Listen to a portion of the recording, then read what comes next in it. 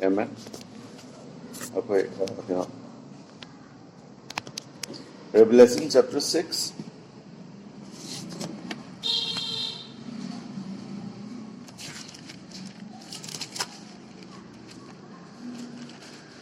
Do a port chill verse 7 and 8 pabio. Tariram Sunipan. Revelation chapter 6 ki Tariram Sunipan pabio. Young Macha Aduna Marisu Chum Adu Algopama Tamda Marisu Tawai Panda Aduna Lao Amusu Yengo Aiba Konjen Aina Tari Aduga Yengo Taipet Tava Sabol Ama Aina Pure Aduga Sabol Aduda Tunga Mahaki Mamin Siva Kogi Aduga Kamu Laibakna Mahaki Matum Ilami Malengi Sarup Mari Topagi Amaki Matakta Tangsanga Saptangmana Sivana Amasung Malengi Sasina Hakaba Makoida Matik Bibiri. Amen. Prabhu Christ would not in Takasir from the Prabhu Masigi, why I say Prabhu Nahaki, Adumba Prabhu Lomnai do why Masinaki, then I could a Prabhu Nana Pondopio. In Jesus Christ's name we pray. Amen. Nasiga in a Kanbada with Tarupla Tarela series. I think we are in 7 series, right? With Taret Suba series to let again see Code 191 Port Sill, Code 911 or 191 Code. Dona Mamangi last Mamangi 6 Sill, the African graduate.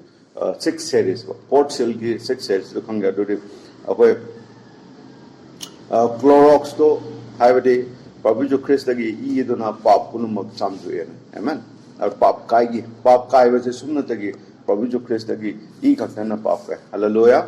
Attempt like the other Sunday of Prabhu Krishna Pongo Pudo, Dukimati anointing organ. Hallelujah. Praise the Lord. I do get them the problem mouth to Takasari. Hallelujah. I do Mangi for you Tuesday to so for you eye opening on my amen. Now for you lap open me to so Prabhu Krishna Sukimati Pongo Pira. Away Prabhuda, Laiduna Matam Pumada, Prabhu Krishna Pongo Pinul Lai, just as he live of Pavani. I don't know, see, see and view Mapung Pana Saitan Maki Singas and the Laire. Aduga Magna, like marked up, Magna Opotowi, like marked it up. Have the Apoya Prabuda, Titan Jimapungpana Malim, Sirama Levanina, Prabu Ape Prabu Man Opotowi, Madu Pigan.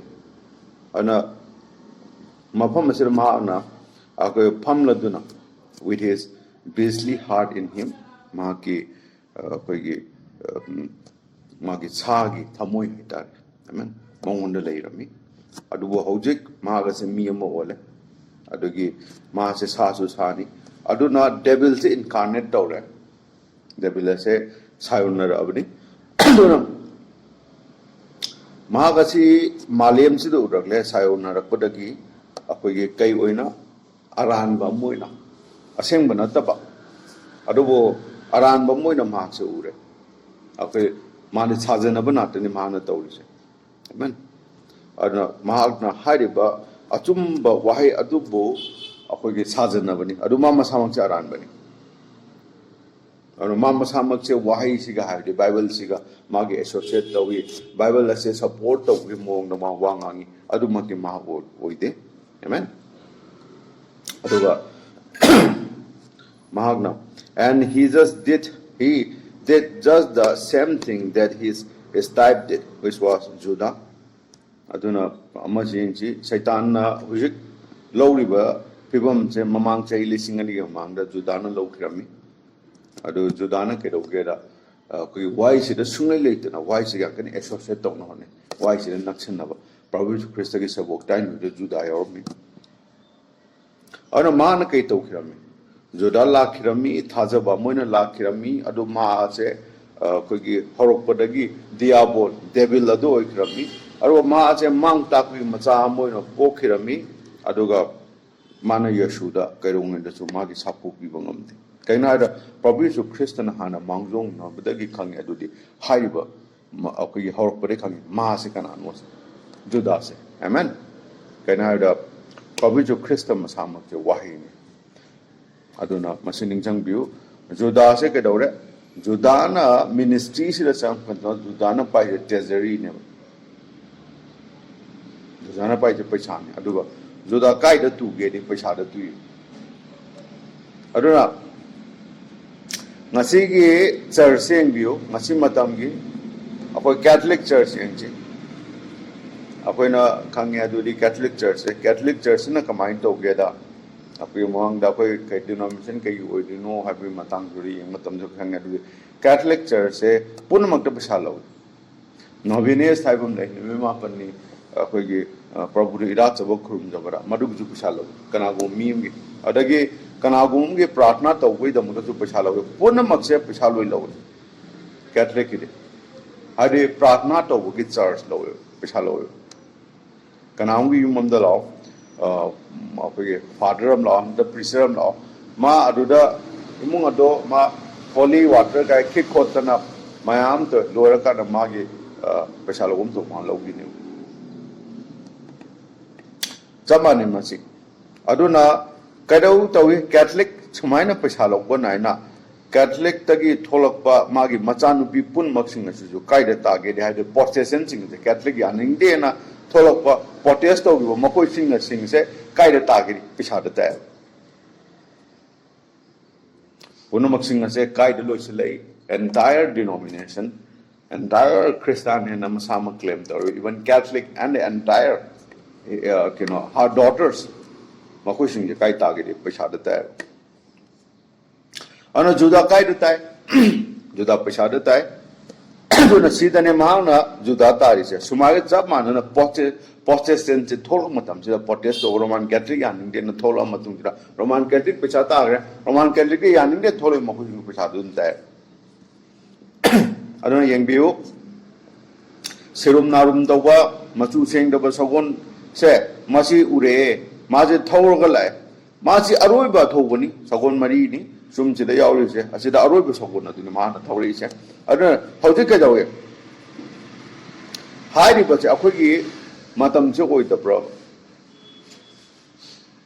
ꯃꯥ ꯊꯧꯔꯒ ꯂꯥꯛꯑꯦ ꯑꯗꯨꯅ ꯃꯁꯤ ꯆꯨꯝꯅꯤ ꯆꯨꯝ ꯑꯁꯤꯅ ꯃꯥꯡꯖꯧꯅꯧꯅ ꯇꯥꯛꯂꯦ ꯇꯥꯛꯏꯕ ꯃꯥ ꯊꯧꯔꯒ ꯂꯥꯛꯑꯦ ꯃꯔꯝꯗꯤ ꯑꯩꯈꯣꯏꯅ ꯃꯁꯤ ꯎꯔꯦ ꯑꯗꯨꯗꯤ ꯆꯔꯆ ꯑꯗꯣ the church has done gone up when this happened ꯌꯦꯡꯉꯨ ꯆꯔꯆꯁꯤ ꯔꯦꯞꯆꯔꯗ ꯆꯠꯈ꯭ꯔꯦ ꯍꯜꯂꯦꯂꯨꯌꯥ ꯑꯃꯦꯟ ꯆꯔꯆꯁꯤ ꯆꯠꯈ꯭ꯔꯦ ꯍꯥꯏꯔꯤꯕ ꯄꯣꯠꯁꯦ ꯇꯧꯕ ꯃꯇꯝꯁꯤꯗ ꯑꯁꯤꯒꯤ ꯆꯔꯆ ꯆꯠꯈ꯭ꯔꯀꯥꯟꯗ ꯊꯣꯛꯀꯅꯦꯕ ꯑꯃꯦꯟ ꯑꯗꯨꯒ when Christ appeared on the earth ꯄ꯭ꯔꯚꯨ ꯖꯤꯁꯨ ꯈ꯭ꯔꯤꯁ ꯑꯁꯦ ꯃꯥꯂꯦꯝꯁꯤꯗ ꯎꯠꯂꯛꯄ ꯃꯇꯝꯁꯤꯗ ꯃꯁꯤꯒꯤ ꯐꯦꯂꯣꯁꯦ ꯍꯥꯏꯕꯗꯤ ꯗꯦꯚꯤꯜ ꯁꯩꯇꯥꯟ ꯑꯁꯦ ꯃꯥꯁꯨ ꯎꯔꯛꯑꯦꯕ ꯑꯗꯨ ꯃꯥꯁꯦ ꯃꯄꯨꯡ ꯐꯥꯅ ꯗꯦꯚꯤꯜ ꯑꯗꯨ ꯑꯣꯏꯔꯦ ꯑꯗꯨ ꯃꯥꯁꯦ ꯑꯍꯥꯟꯕ ꯑꯦꯟꯇꯤ ꯈ꯭ꯔꯥꯏꯁꯅꯤ ꯈ꯭ꯔꯤꯁꯇ ꯌꯥꯅꯤꯡꯗꯕ ꯍꯥꯏꯕꯗꯤ ꯋꯥꯏꯗꯨ ꯌꯥꯅꯤꯡꯗꯕꯗ ꯃꯗꯨꯗꯒꯤ ꯀꯩ ꯑꯣꯏꯔꯛꯀꯦꯗ ꯑꯩꯈꯣꯏꯒꯤ ꯆꯤꯟ ꯊꯤꯕ ꯑꯔꯥꯟꯕ ꯋꯥ ꯇꯥꯊꯣꯛꯄꯗꯨ ꯑꯣꯏꯔꯛꯏ ꯑꯗꯨꯒꯤ ꯃꯇꯨꯡꯗ ꯃꯥꯁꯦ ꯁꯥ ꯑꯣꯜꯂꯛꯏ ꯁꯥꯗꯨꯒꯤ ꯍꯦꯛ ꯃꯇꯨꯡꯗ ꯃꯥꯅ ꯑꯣꯏꯔꯤꯁꯦ ꯗꯤꯌꯥꯕꯣꯟ ꯁꯩꯇꯟꯅꯦꯕ ꯗꯥꯏꯔꯦꯛ ꯃꯁꯥꯃꯛ ꯑꯗꯨꯝ ꯑꯣꯏꯔꯛꯑꯦ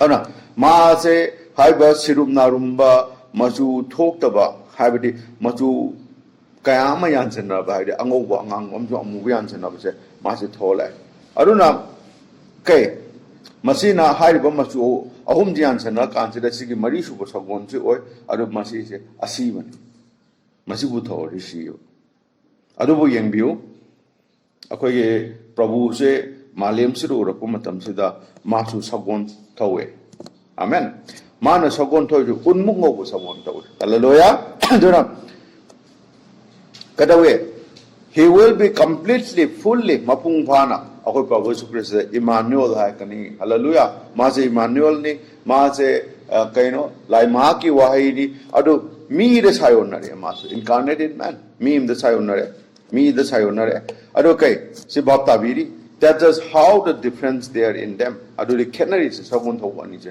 ꯑꯃꯅ ꯑꯩꯈꯣꯏꯒꯤ ꯀꯂꯔ ꯑꯍꯨꯝꯗꯣ ꯌꯥꯟꯁꯤꯟꯅꯔꯀꯥꯟꯗ ꯑꯩꯈꯣꯏꯒꯤ ꯃꯆꯨ ꯊꯣꯛꯇꯕ ꯁꯤꯔꯨꯝ ꯅꯥꯔꯨꯝꯕ ꯑꯃ ꯊꯣꯛꯂꯛꯑꯦ ꯑꯃꯅ ꯉꯧꯔꯣꯛ ꯎꯟꯗꯣꯏꯅ ꯉꯧꯕ ꯁꯒꯣꯜ ꯑꯃ ꯊꯣꯛꯂꯛꯑꯦ ꯃꯁꯤꯅꯤ ꯈꯦꯠꯅꯩꯁꯦ ꯑꯦꯃꯦꯟ ꯃꯁꯤꯁꯨ ꯅꯣꯇꯤꯁ ꯇꯧꯕꯤꯌꯨ ꯑꯦꯟꯇꯤ ꯈ꯭ꯔꯥꯏꯁꯁꯦ ꯍꯥꯏꯕꯗꯤ ꯈ꯭ꯔꯤꯁꯇꯕꯨ ꯌꯥꯅꯤꯡꯗꯕꯁꯦ मा कायद लाके दी सिरुम नारुम बा सगोन अदु थोला हाय से कलर से कंप्लीटली मिक्स अप नि कलर मचू से यानसन रबनी अरुना सा से कइनो हायबदी द हॉर्स सॉरी सगोन से द हॉर्स इज अ बीस सगोन से सानी अरुना सा सिना मुताई सिना पांगल अदु माके शक्ति अदु बुताई अरुना हायरी सिदी सिगी लो यानजनबा हायबसि मरम सिदी मागे शक्ति लो यानजनरे हायबने शक्ति अमखक्तंग शक्ति अहुम थोमबदो शक्ति अमखक्तंग दा ओइग्रे हायबने पुलप यानजनग्रे हायबने कइगे देखो मागे राजनीति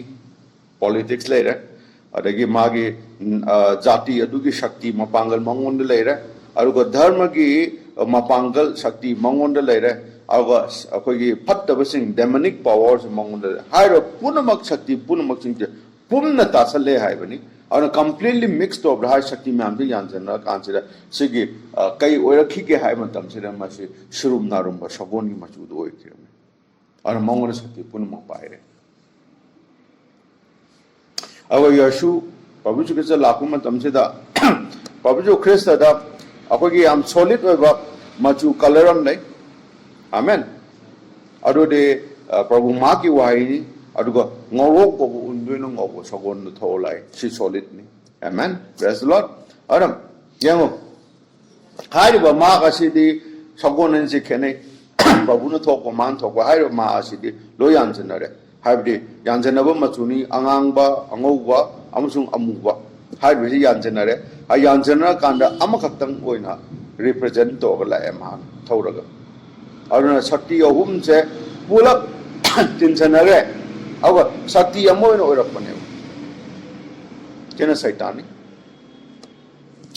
अदुगा यंगु कइनो मागी शक्ति कइ ओकेरा व्हाइट ने ब्लैक ने रेड ने यानजन कांसदा मा शक्ति मोरे हाइदि बसे करिनो हाय मतमदा लुहु अहुम पुंजन ग्रे लुहु अमा ओय आमेन जंजोय सोयदना लुहु अहुम द पुंजलकपनी अव लुहु अम खतंग ओयबनी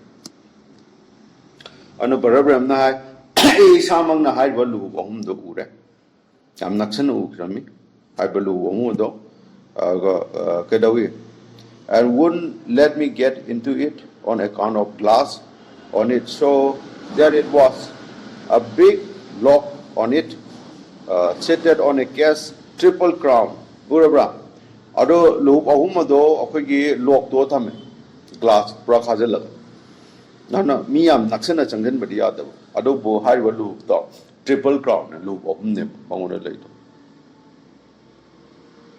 तेकाई दे ले मैं पुनः मकानी और वो लू बहुम हाई बा लू अमदा लू बहुम यावरी बलू से सॉरी मसिबो कई हाई गेटा कोई के भाईकारस हाई अन भाईकारस हाई बसिदी अमुक अतोपर नाकनम दी यंग मतम सिदा हाई बलू बहुम दुन ताई टू सरगा अदोगा मालेम और सर्ग मालेम दुगी मरक्त लेबा मा पर्गेटरी हाइदि मिपुम पुनमना मालेम दगी सर्ग कारम दाइदा खितंग मादा पेन तोइबा सफरम पुई अवाबदो पुरग अदु मतुंग सेंगदोगा सर्ग का मदु पर्गेटरी कोइ हाइदि से पावर ऑफ निम मा पाइसे मालेम ने पर्गेटरी ने हेवन से ट्रिपल क्राउन कि रोमन कैथोलिक ते ले अरुना शक्ति अहुम से पुलपुंजनग्रे मधुरगी कई मचु ओरके अर सिरुम नारुम्बा अखोगी मचु से मचु थोक्तबसे Aruna that spoke in whole thing anang hari basina haiba wan tok tai sidi asibana pungbada ngang haibane asibala eba aruna political laire rajniti laire dharma laire amasung demonic satanic power punamak se pulap pungre politics ma se ning thong ne politics ta hai gadi ma se politics ning thong ne satan jam smart way a ji ning jang biu ano sungjo so de na yang che I'm turning to the next page atopa page ta page ji aruna mangon dagi nan thokpodi ngam ngam maroye hari basigi sakti si dagi aru sumna tagi pambayam tang lai prabhu da thadok fiat hallelujah Prabu Yesu Christ thado na tere maung ne na thong ni ngai lete ma jam powerful maung ne triple crown le aduga Brother Branham na as I have all went through it before, all smart education and all things like that come from the wrong side. Yang Brother Branham ita na hai adudi mayam pun mangna yaning dab dun amani, but it's a Bible truth ni. Masum mani Genesis ta chalaga da koi dum khangani hai report. Yang Brother Branham jo hai ri adu ojik su pulpit tagi ngang adudi miyam smart oi basi. Amen. Makong yam thadaba. Smart yam oiba. Kitang tawagadi wa ma tolong ngangdok ragadi ai sit kep su recording su challi ne. Adu kana gum khom de aran ma thidori ba. Asoibam thidori kai da soi jesi time akoi ge smart man gi mausa ne. Je recording thok ki matam ja ma thi kai da soiba kai da ran bele kamain toy mai je kamain soi no kholi no. Mo ko je smart ka wi. Kaina moita sena su aran ba khang du ngam moita sena ju asoi ba khang du ngam moita sena ju asum ba ju khang du ngam mo ko je smart ne mo da dum bai gul lai mo ko lai lai su ai punmak sing de science ogera ammo ogera hai mo ko da dum ba ko gi talent hai ka da intellectual loi le mo ko da adu lai ri ba punmak sing asa kaino ha de Makoy lay se makoy na khang da wa ne madu aran badu gi nakan ne moy na lawri se amen lai ma ki wai sida kom thadar ga lali chu mit duai banati bible da nangi smartness na nangi education na nangi khangba bible lupta na khangba duna nang chaga kani ha banati thajo wai amen aduna Sumaying, it's all wrong. Around the side again. Or just follow it through the scripture. Prophet Nahai. On a Sumnatagi, Sahastra Dum Tungilu. Amen. And find out if it's right. Amen. Adunyangu, follow the Ken Chinden and see what they become. Sahastra Dum Kangu, Yangu, Adu the King you want to ask him to look at where Kedu. But Shastra Genesis dum chala baptani kana hai to chindu machana kana machano pangdak sinduk to na kana machano se aduna Genesis da ko dum khangi ken gi macha sing hai to chindu moi chai moi kori dagi kopu nu pu hai ko na chai moi jantra sadna hai de music ki instrument ma am chan isai no mai cha ko na moi am smart way adu chet ki line yang bi chet ki line che chet ki macha sung je long mi gumpa to dum na khangde da ba Pangtab sudak chapa oin ui akoi malim gi masa sing asina yeng po matam sida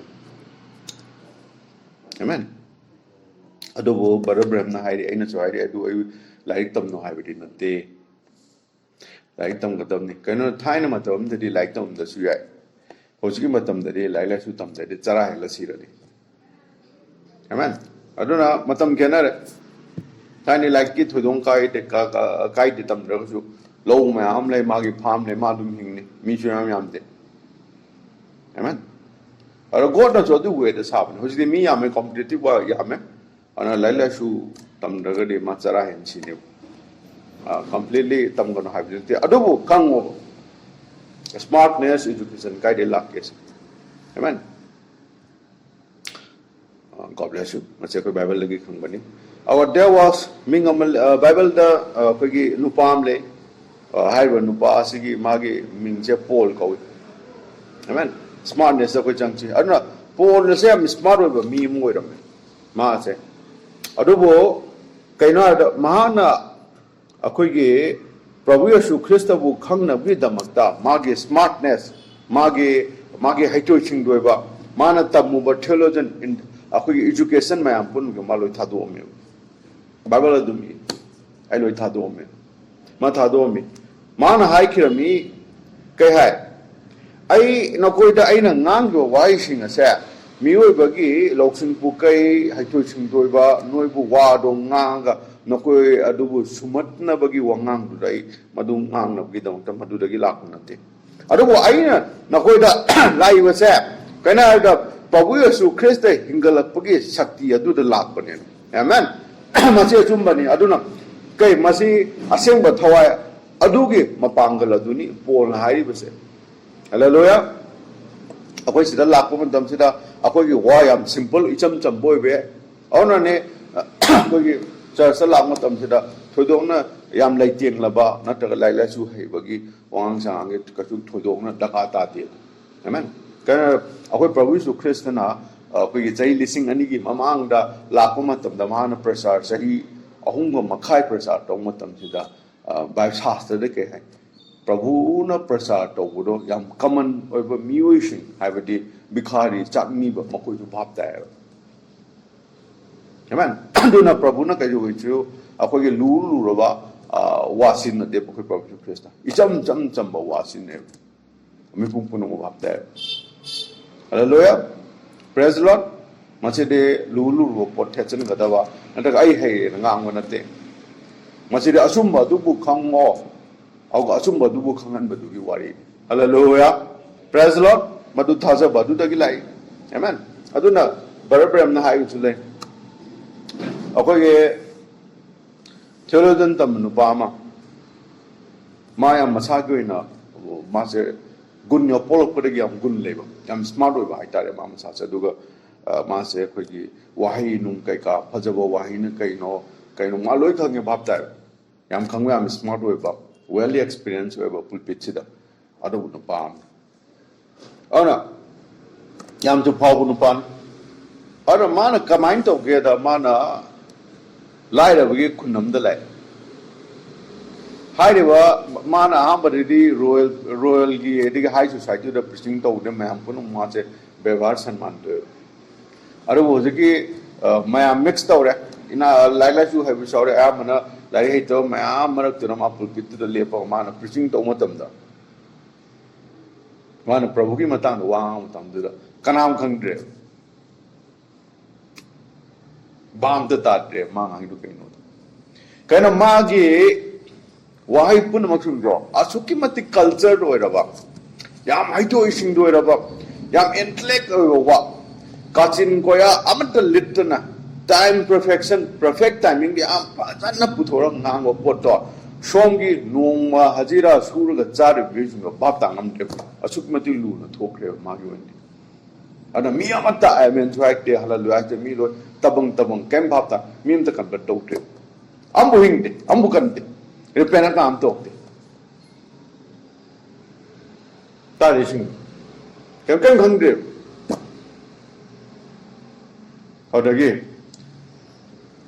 mana cahi cupa mam na sanman doctor na mana talu walai hayu wa pun mak singa do ma kai da mai thi ge di adu mikup tu da mai thi amen adu mana semu ba not pun do phalam pur ga ma lu thar ga thoyam nu mai ta chakhi ka ma du mai thi de anu preaching na into ga do ti la le mai preaching do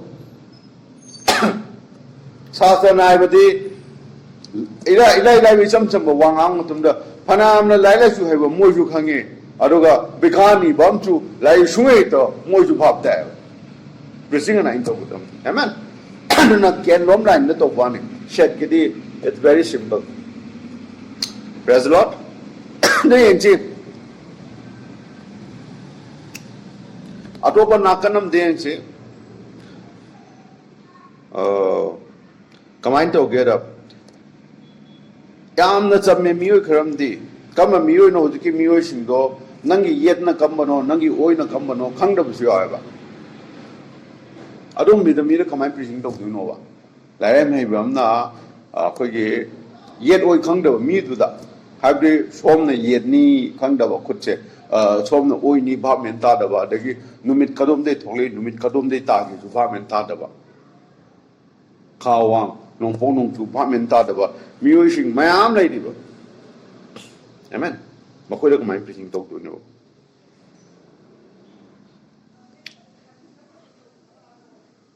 prophet sing yang ngo wa ta tho ko mayam makoi kamai na to ki amen makoi kamai preaching to ki hayo prophet sing su moi masa mo tu khang de na kam ne ye no kam ba no oi no to amen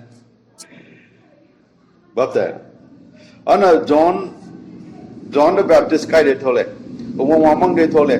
Makam mani ye no kam mano oi no mas baptate.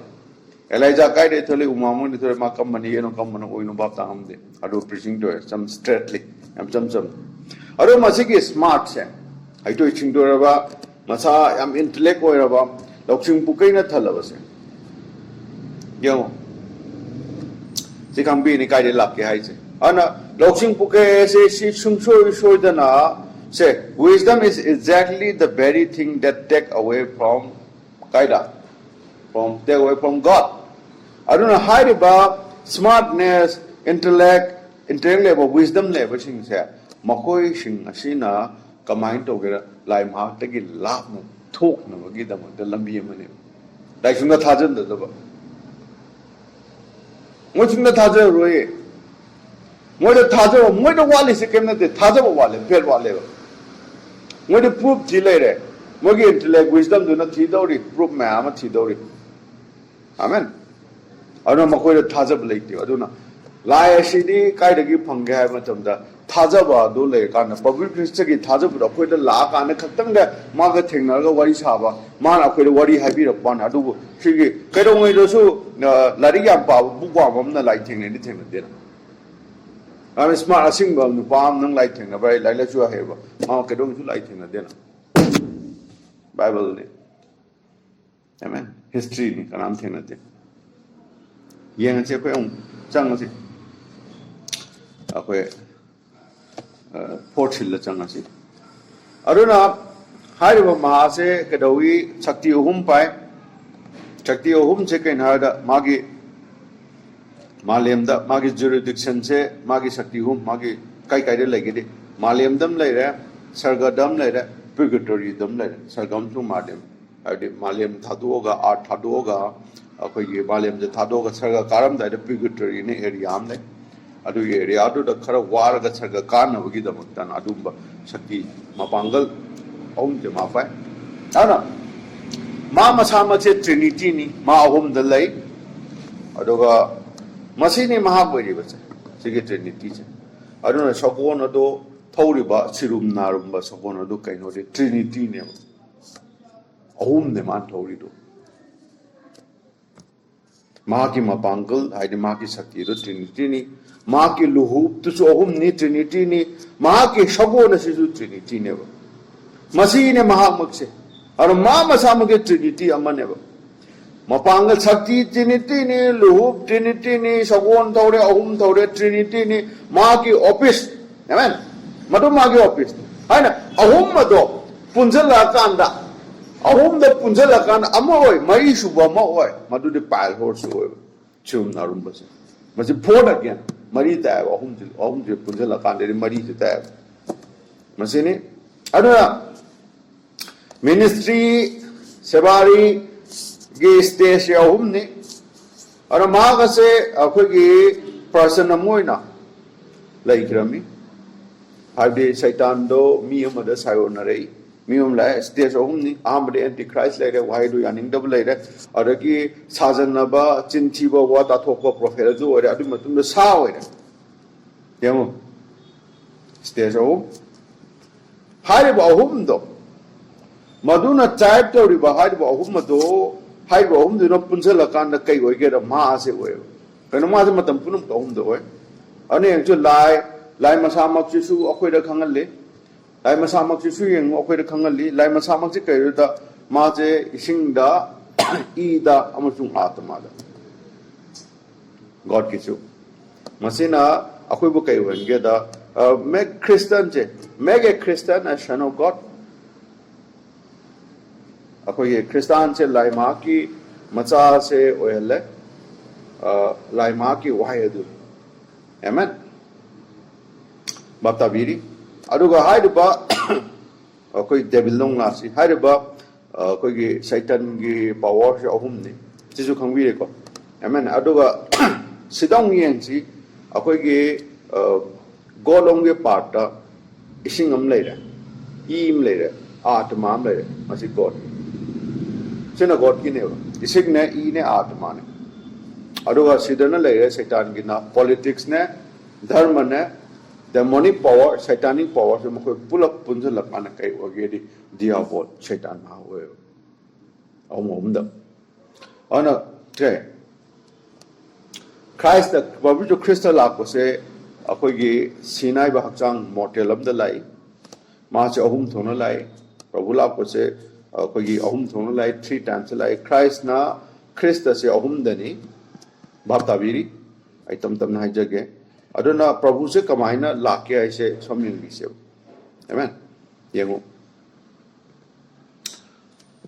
Christ ye past coming ma se mortal no lai asi boina sinau gi dam ta lai ma ita kirami aduga si kirami chummi ko masa God bless you ita si ki Calvary cross da masi ba ki aham bani lai se ani shubala ko sida kai second coming se masi rapture ni padu hojik ni lakada bani madu lakada gi ikoi kuite aur na koi na rapture sida Prabhu Christ ga koi ga saga thatto nani immortal body da aur na Christian pon mangna rapture se kamain to ni have da sida misunderstood to one like akoina Prabhu Christ unani have sigi hakchang sida unaroi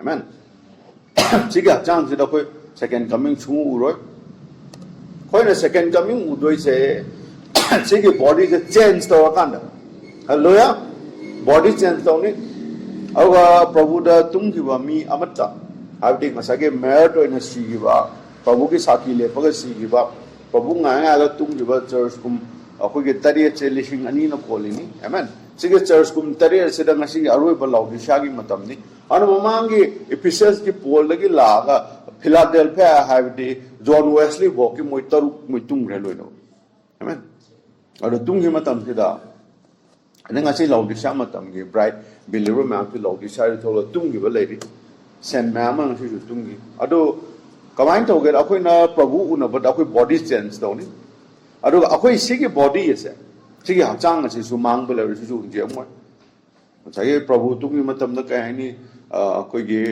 keno sing che akoi gi grab akoi gi ngong hom jing ja hang ni hai mamang gi zu hang re Matthew da hang gi ngong hom dong hang gi aduna Abraham Jacob ipa Abraham Jacob Isaac ipa sing do le akot kirami nu min ni puni sup na miam punu mung no u kirami ma ko sing do amen kamain don't have the hujiki passing che aham badadi kadong ge have da koi gi moi Prabhu ngai ram mong phom du ri na te akoi paradise ko amen paradise tu da ngai ram bari akoi aduna paradise tu gi he opposite loina he akoi gi mang ge yeng na ba matam sida kom chom le paradise tu ga norok gi marak tu da Lazarus ki rakhan ni hoina anu kom chom le langtau lanjin ya na de somdana paradise ni asomdana norok ni ada ina kun baduna Lazarus to ipa bangi phambak tu tumma ga potha bado ui asom norok tagi kanam ta su lan bangam de songi paradise da amen aina kan bada ape tari hin su bapta no God bless you I'm saying God be with you I Matthew the pocket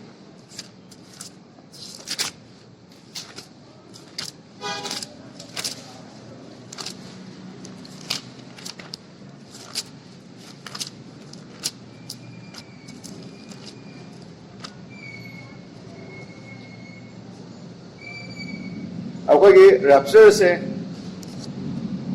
आई जरक के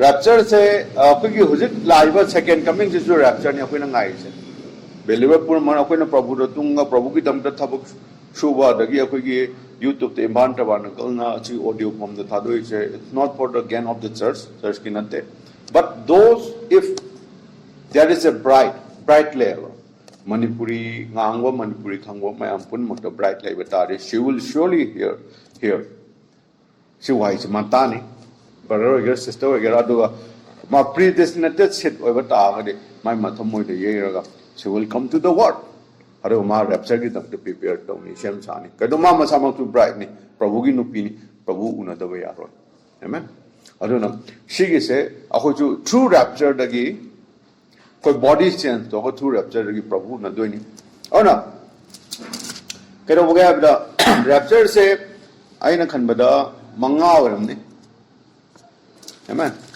आम बड़ा कोई genesis the fungi है दूधी आम बड़ा rapture से Enoch की नहीं Amen. एक आतंक है जगह और ना जेनेसिस द अकोई की आम बड़ा रैप्चर से इनोक की हुई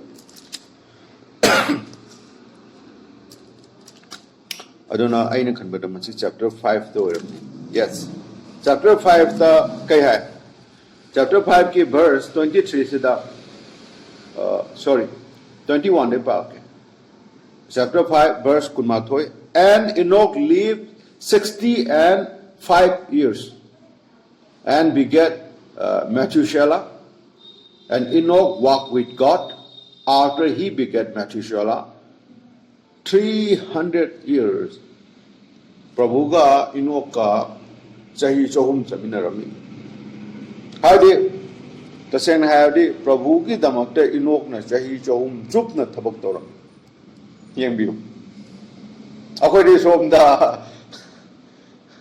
चाही हम प्रभु की कथोप हमद्री कटप काय कटप नत्रिए अखोय मथौ तुता दे प्रभु न केम तका लेते अरुबु अखोयना चंगजबनी प्रभु की थबक सुजगे न अखोय खंजबनी थमोय नुंगसिदगी आमेन और प्रभु दा प्रभु चंजर के अखोय मटिक चादवा किनो अनप्रॉफिटेबल सर्विस ने अखोय चंजर प्रभु ना के थबक सुजगे हाबनी आमेन और माइन तो ने इनोक से मा चाही चौहम प्रभु की थबक सुरम 300 years brother sister अरे आई एम पाजर के क्या है 22 da and Enoch walked with God after he begat Methuselah 300 years sahi chahum and begat sons and daughters masanupa sing pomi and all the days of Enoch were 360 and 5 Enoch ki chahi se maliam sinama na hingam chahi chahum go mumanga hingami amen are chahi chahum su prabhu ki thabak tormi Enoch haribe Enoch se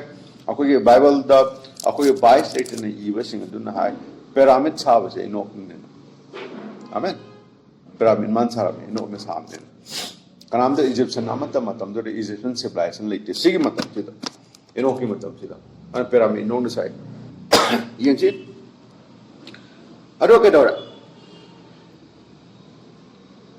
चाही शोहुम गा humbuga manga hinga matungda chahi chahum prabhu ki thabak chu matam sida and Enoch walked with God Enoch sat kray laiga chagataki pa prabhu ga amen and he was not aw Enoch se lai ma ka chamin rambada ki Enoch se chi khangre Enoch mangre kai mang no for God took him hallelujah Enoch prabhu ga chamin namde Enoch hing na sakre hallelujah Enoch sigide amen first rapture bible se record yaw hallelujah second rapture Elijah kings down amen ai matam to bogi dom kai haija roi jam jan jage aduna ningthorial de yawi second kings se yaw ne akoi Elijah se akoi mai chak ko sogon gari to saga thakri kumdare aduga Elijah chakre amen hingna moini je hingna chaki hallelujah second rapture aduga fourth rapture sorry third rapture old testament ki rapture ni aur third rapture se kai haige receive Matthew de awi amen I will read it here from Matthew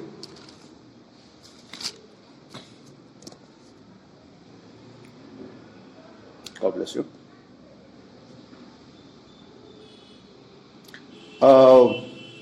chapter 27 verse 51 lagi and behold our yeho the bars of the temple were rent in twain from top to the bottom aduna yeho pradado tabanakal adu leba pradado phijang ado maton dagi makhong dan segai re and the earth did quake cannot see Prabhu Christ crucified to urabane amen Prabhu Christ crucified to sigi verse 46 the palm the Prabhu na kai and he cried a loud voice with a loud voice saying Eli Eli lama sabachthani hai Prabhu Christ na chilauram ne masigi wang tok sidi o ai ki lai now na ai bu Tado Pirmi Kaino, Hunje Pirmi Kaino Haga, Manai Laurami.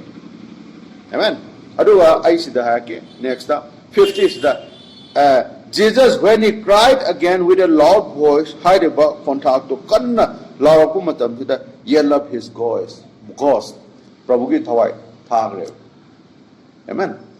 Matthew chapter 17, verse 8, Padre, Akogi Sigi series in 46, the Gedum Papiro Loibo. Anna, Masika answered, and behold, Yangu, Prabhu Tawai Tagre, and behold, the vials of the temple were ran in twins from top to bottom. Ani thona segaire tabanakal leba pardado makok tagi a maton thona ana pardado ani thok re segai badagi and the earth did quake thwe juare and the rock ran jua badagi nungwon thare chingtak tagi ade awang pom tagi nungwon thare tare and the grave were open mongpom hange hallelujah mongpom hange and the grave were open mongpom hange and many bodies of the saints who slept arose. Hallelujah. Ako mongpom the laiba aseng basingi hakjang singoda hogole. Amen. Praise the Lord. Hallelujah. Okay. And came out of the grave with his resurrection hogole. Incarnation natte, sayona natte, same tagi body to the other body room ko hogole. Same body to the and went into the holy city. Aduke same body, Mombam to the Pungiba, Aduke body to the Muka, Asim was heard and appear unto many. This is the 40 days.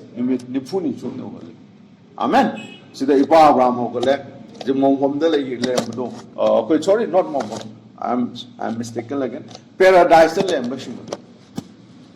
Do not say Resman to Nina Lazarus. Ipa Abraham Lazam the Tabiro, I Sam, like to nation dome and Tata Gadipanedo. Maduke Paradise, the Mulun money. Amen. Maduke Paradise, Mukulun money. I don't know. Come on, talk about Publish to Christ as a Gabriel crucified Toraga. Prabugi Itar, Matum Katata. Kind of the Old Testament, the Kerokumangi sermon, ma'am, the congregation, Pop Kopungam Day. Chana Sundaki Pop open. On a Mokoi, third heaven is a Pungam them there. I know, Mokoi Pop with the cook in the water. I do, Kanaguma meme. I mean, kinsmen in demand to eat a caliber. I do be either can because the head tabaga. Hallelujah. One more from the Yawal of money. Do that. Job na hayib. Aina sige gi hakjang che. Aina gi hakjang tin jang bata ko su. Hakjang tin na ai gi hakjang puno cha thok ki bata ko su. Ai gi hakjang se da aina ai gi prabhu ne do. Hallelujah. Madugi poro do oire. Hallelujah. Aduna ipa bang gi hakjang mongpham tu da hakjang tin na cha thok khrabane. Jacob ka hakjang mongpham tu da Jacob ipa bang gi sorry, Ipa Abraham Gachang Tin Jatokre, Jacob Gachang Tin Jatokre, Isaac Gachang Tin Jatokre, Hachang Itina, Adoki Job Gachang Tin Jatokre, Hachang Itina. Amen. Hachang Itin Yauri. I do 80 Batam there. Sigi, Hachang Itin Yawa, Hachang, you walk in a Hachang, you don't jump Kalitiki. Amen. Hachang Tin Yauri, which is a Handum Yauri, Hachang Tin. Midum the heck, Tawai Pander heck, Simatam, the Moyokolo, which are talking you, whole body. They have junk in Duna. Say the Nupishing now. Masa Hachang, I am getting it. Body am imported piece, a batam. Long to know what it in the anyway, my Hogola the body. Champ. Aduna, Kaino, third rapture. Almost rapture. Amen. A call Paul Timothy from Corinthian the high. Amen. Adu a question Tumla Roy, I sometimes Jaga Batam Lady. I walk with Miku from the home. Amen. Aduna, fourth rapture. Sorry, fifth rapture. On the fourth rapture, not take one of you. Or the fifth rapture. Fourth rapture, the province of Christa Guinea. Hallelujah. Province of Christa Masamaku rapture. Amen. I know you. X the book of X ki chapter hadi pakon chat pa ki chapter 1 se da koi na kai chane Prabhu ma sa su represent li yengo se da X ki verse 9 je da ke dawi ai pa jar ke but ye shall receive power after the Holy Ghost is come upon you nongo da sing ma thawai se lang ma tam se da nongo na ma pangal shakti do phang ne ba Prabhu Krishna ai ne and ye shall be witness unto me both in Jerusalem and in all Judea, in Samaria, and unto the utmost part of the earth. Habidi, no koina saki oina uni. Okay. Agi damkla no koina saki pini kada Jerusalem the pini, Judea punum the pini, Samaria punum mukjini, aduwa Malem punum maki makom kya kya da. Nuin agi dam the saki pini. Prabhu Krishna. Habidi evangelist salo. God bless you, brother. Brother evangelist nasi salo bagi. Evangelist chattawu bagi. And when he had spoken this thing, Prabhu Krishna Haiva was ngang li manung duda. Well, they beheld Makun Ure. He was taken up, Prabhu Ure. And a cloud received him out of their sight. Makugi mean that he Prabhu lighting the Pukala. Amen. It's important, church. Amen. Amar Inoki, Ani Subde Elijah, Aum Subada, Masagi, Old Testament Sengi, Mari Subda, Prabhu Christa Masamaki, or Hojik, Rapture of Masumlay, Hallelujah. Praise the Lord. On Hojik labor rapture said, Masi Prabhuki, Luhunga about Nubi Kaina to be raptured. Hallelujah. I don't know body of the man, which body should have raptured Sakani. Amen. Ana hujik tung giba noi sing the super buddha saki pira tu mokoi body resurrect down our kan adu body do to ga asongi third heaven da chopani like adu lawruni amen of Holy Ghost like anai to ga Prabhu ki same glorify body mo bright se phanga maduni aduna se body se koi Prabhu uro amen adu ba koi glorified body I this sarga thakta ge koi ki Paul the Kah, Haksang Anile, Sagataki Haksang Amani, Malem Haksang Amani, and Sagataki Matik Mangan, do not money, Malem Matik Man Amani. I don't know, body of a lady. And a Christian Punamagna, Kaliba city, spirit in a Kali. Spiritual Lolo. I did Christian believer among Prabhu Tungita, Magi spirit do heaven. It's completely wrong. Bible na do support of de. Amen. Paul na so nahi ramde. Paul na habidi akoi silai ba koi ki soul ase chat lam de.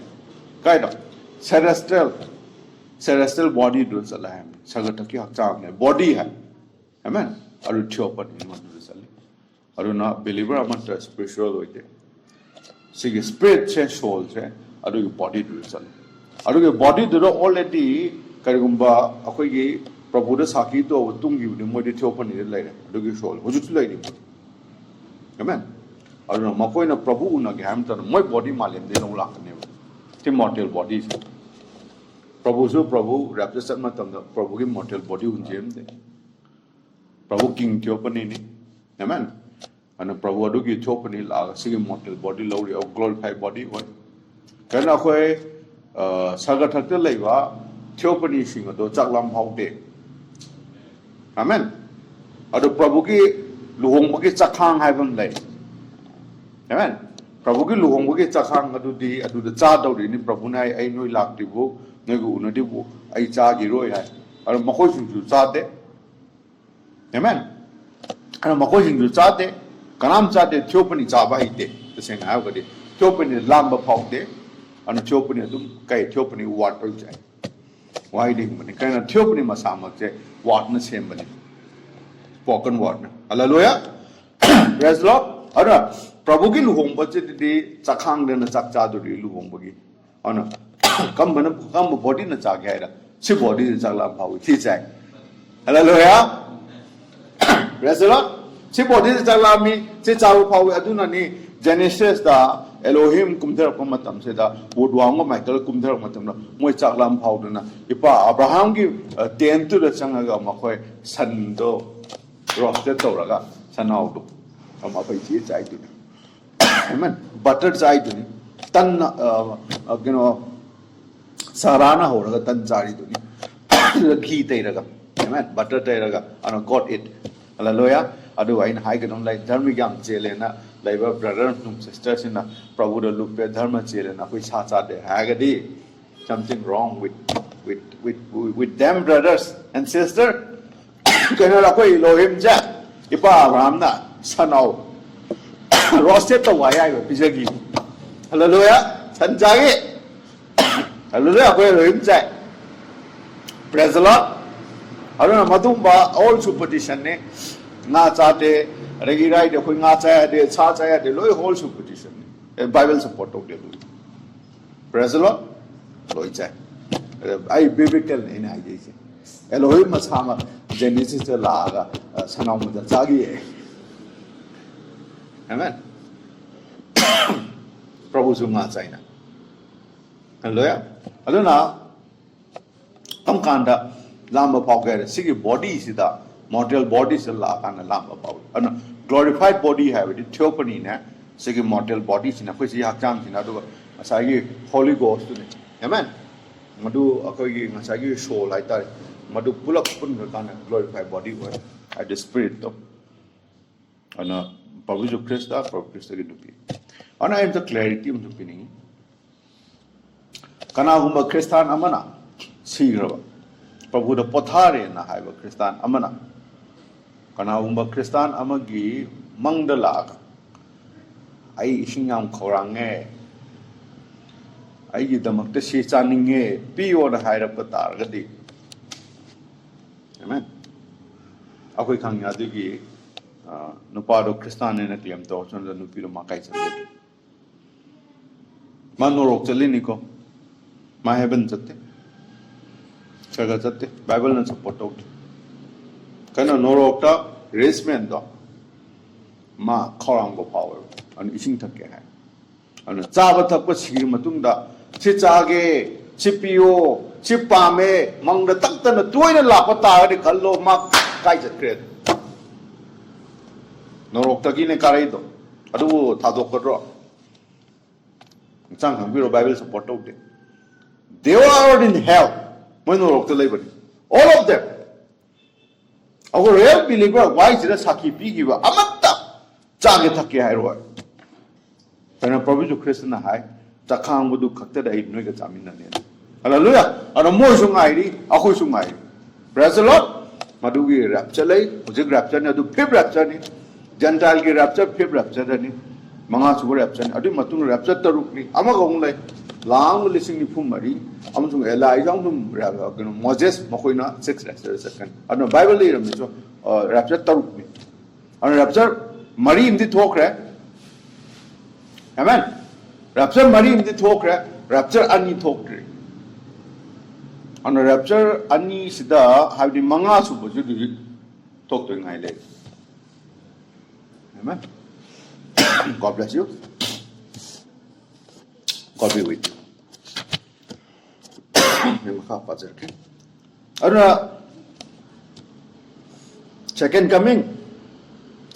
second coming is a rapture ade prabhu lak base ani subo prabhu lak base mache rapture ni aduna akoina prabhu se sagata to unani akoi immortal do unani mortal body nante hojiki chopani glorified body durauga third coming is a amen his third coming ma se kai go ke da lai oina sai ona re amen hallelujah duna lai ma se emmanuel ni aga maliam sida mana palro ne hallelujah amen aduna prabhu la pase ahum ni lai se amen prabhu ahum ni lai se fast amla kre fast coming khangre second coming nam lai dia du la kani amen adu the bright khani adu matthew do yawi pramano ya paulo yawi nupi tarani asing manupi manga ma apang manupi manga apang manupi do le hawer adu asing manupi manga dun chali do second rapture ni amen adu third coming se adu koi third rapture se koi no du re sorry third coming se koi no bure madu de koi revelation chapter 19 da sagono wo tu ngalai ago mai matung da huji ngasi chat ki da ba chen jing se prabhu nu pi sing se makoi punama amen prabhu na sagono wo tu nga oga pabuna mamang thaga tung de sogon me am thoroi ba lamite gote kosing ge Jehovah hallelujah amen ma Jehovah ne lamite gote kosing ge lami kana ngasai ge rat chat ki we sing to moi lami ada khoi hallelujah akhoi mu kum thare lan to adu third coming an judgment the bright out day judgment day the bright out day amen judgment the bright not the person masagi police version righteous man moishingi just down the bright it is just over see Bible on four stairs the building 4 stairs of the rider I have Mari Suba Sogon to view and 4 stairs of this rider Sigi Mari Suba Sogon to Asiba that's how I don't know then I have a Asiba see one to the Lai Mahataki Lomanite and a kind of bar I do Asiba Kawi Lai Mahataki Lomanite and a kind of a dubo Asiba Kawi Machine Asiba have you hunt completely Lai Mahataki kind of how's it get out there? If we have to place this this follow out class, if we have so by the Bible, akwai sastra di ure sastra lo yaw, amen. Ano yang chin. Now, ma masamak siya, amen. Yang mamang dati akwai ge kedok ge have da sagon chan lo itholok pani, adi matung na sai na pani, amen. Ado sige Mari Suba chumma se hangu tam sidadi eagle se an thole amen hana to eagle an thole atai geiti cha kon thol kuna tane sagon an thokra ga madung lai on thok sagon an thol madum matung da kai thoi madum matung da phagi ox to adagi sagon am thok madung da mi cunningness or badum magi announcement ado hojikti for sidadi eagle an announce to amen masini ano hojik matam da khoina an khangdu isi hoji eagle es we bagine ma thok ti ngai mang da hoji ang prophet na kay am eagle es we prophet ma sama su eagle bible le out prophet eagle amen ano eagle se loi hui ba hallelujah aduna prophet na kay ham ge da prophet na 1965 the prabhu da ma prophet elijah chatting ngai mang prophet na kay ge da USA da America da United States of America da nupi ma tolkani nupi the president hoini mana wasak pada mangra masu gi visual so laga ma wasak kani sonin tawne igal in a way ma vice president hoina sonin taw ado hoje Joe Biden se narak padagi Joe Biden te na badagi di akoi gi incentive care om the changre Joe Biden magi father treatment changre adu kanda Joe Biden na Kamala Harris ta president in charge when thamame hoje ono hoje America gi president ori se Joe Biden hoitre hoje America gi president ori se Kamala Harris ma president hoje adu na America gi history da ladies president la kene do she is the ladies president right now adu the eagle na ne announce to bra san thol bra eagle na already announce to re project sa thol amen adu da koi kam do chum de lai ri se eagle sing la thong ma tam the shrum na rum so ngon de thori amen dead de lai adu eagle na announce to ma tam se da ka dawe and now he is called by eagle na ko re Sinena, Igalna Kahere, Asibala. That is coming up. And that's why he called him, remember, Urabra, Ningzambio, Masi Asibadu. Asiba is eternal separation. And Masi Ningzambio, Akogi Sen, Asengba, Dharmik Senba, this she day. Amen. Tumme hai. Faster, Nirin Haise. Hallelujah. Yahweh. Book of Acts na paying see. Amen. Book of Acts chapter 38 ta. Chapter 38 ke hai. Boy, actually, chapter 3, verse 60, 59, and they stoned Stephen, when Stephen no nung thong kemi, calling upon God and saying, Jesus Christ receive my spirit. Makoina Stephen the nung thong madagi, Stephen lai mahapu kau kemi, adu kai hai Prabhu Christa, agi Tawai will auction biro na Stephen high kemi. And he kneeled down, kurukun kun kemi Stephen do, and cried with a loud voice. Yam home the law kami kaya Prabhu moi na tawlo pap se makoida dugi pap dugi sajai pibiru no Stephen madu har me sidi mang and see how did and when he had said this Stephen masi hairo matunda he fell asleep. Amen. Stephen tungre Bible recorded Bible record me They come there for Bible again and Stephen see this Stephen to me. Amen. Ana Stephen Sen Ana Sigi Sakon Tora but the Asiba is in man Asibula, my dear Shivane. There have the eternal separation with God, like Marco Lombanite in the kind of heaven. I do Sigi Stephen he sleep. Amen. Stephen to me. I'm not saying Punuma to me, see there. I don't care. He that hear my word, I believe on him that sent me. Mark the Tazo. I would have by the Prabhu Christa would have Prabhu Christa would have a Madu Tazo. I do that Loman I do put you among the left. Hallelujah. Message to me. Message to me send it's send don't die. Send sleep. Lazarus get okay. Prabhu Christa ke Lazarus da. Lazarus to me. Hi from Lazarus Prabhu no to me have. Lazarus don't die. Lazarus don't die, but Lazarus get away. Lazarus sleep it have. I was a boxing na kale Lazarus tumbrana. I would type on you bagi wangang chando Prabhu no onsa lake hai. Lazarus see the I believe. God ki sargataki wangang dari sense sleep have. Amen. I don't know, to me, the Prabhu Krishna, Lazarus, come forth now. Lazarus, told on Lazarus, to move the uncle level. Hallelujah. I know, Kamera, Lazarus, to me. Hallelujah. I want to see Lazarus, lady. I don't know, Prabhu's second coming down. How the people of the parish have come down. This Lazarus will rise up again. Hallelujah.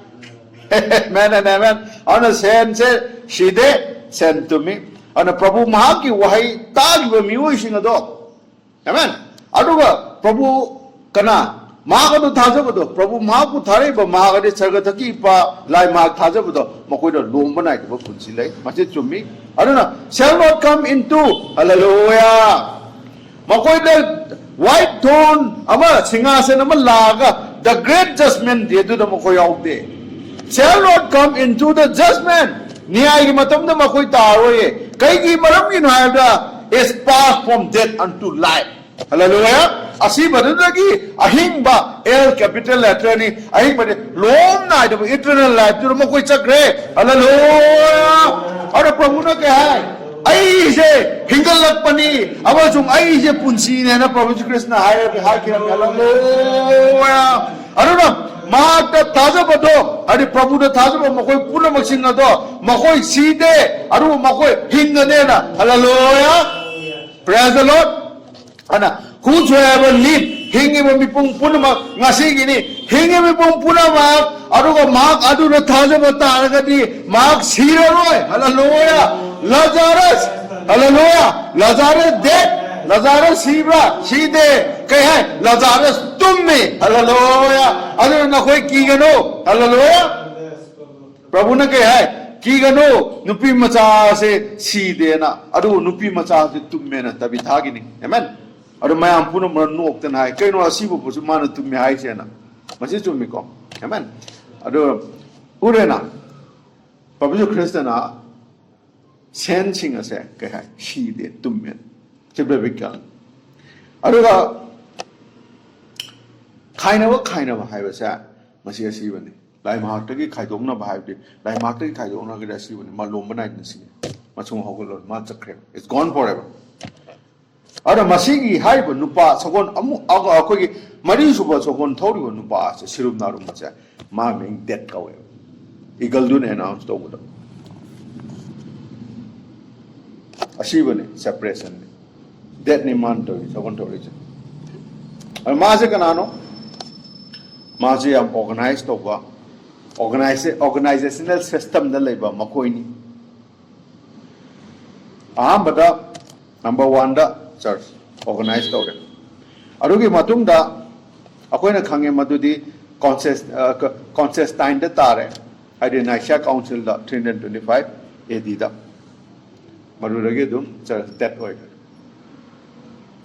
Aruna we brought them women last night barabam 9 koina ngang dang the pm purkrami and show how the eve the father bride barabam gives persar samandu da amba if to hambal hongado no pido adu magi nupa adu da sinati ga ma adu no pido tagre lai magi wire do thajad dabagi maram idendu da mata gi ana akoi artibi over bride che madu pentecostal da pokhirami prabhu christ da akoi pentecostal da haiba sigi nupi se pokhirami da bob x ki wari ni sigi second bride pentecostal pokhirami aduga ma se prabhu christ da bride ne na sinati ngagi mang da kai thoki ge ma rom da tagre 25 edi da rom da one catholic church pom ta ora nine rom da ma ta kai da ora ma gi sigi seng thoro wa he se thadokhiram me sing pisin aduga moi ge